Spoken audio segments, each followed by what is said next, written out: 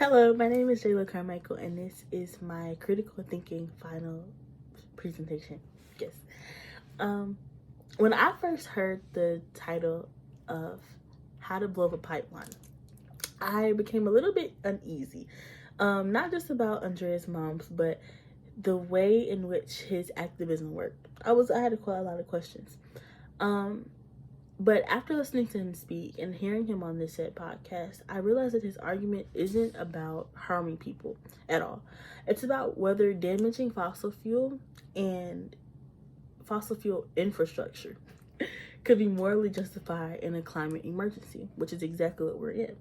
Moms argues that for decades of peaceful protests, they haven't reached nearly as much change as scientists say that we need. And he frames climate change as a crisis, and that's exactly what it is. And typically in crisis, societies tend to tolerate disruption, but at what cost?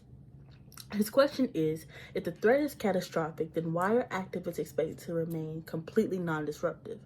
But David Remnick pushes back with what I found to be personally the most important question.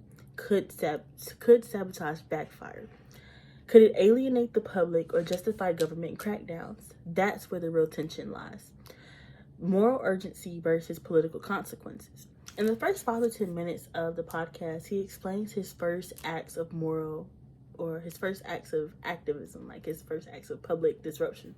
And he explained that they pop people's tires. And at first I was a little bit conflicted. Like, why would you do that? Who are you actually hurting, and are you getting your message across in the best way possible?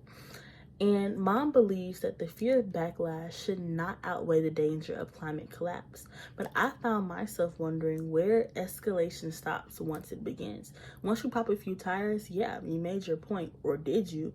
But when does that stop? At what point will you put your foot down and say, okay, it's enough?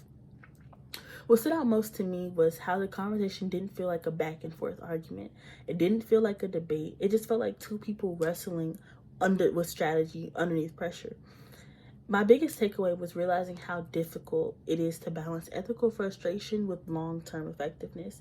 The issue isn't simple, and that complexity is what really stayed with me throughout the course of the podcast. And it piqued my interest. Thank you. Have a great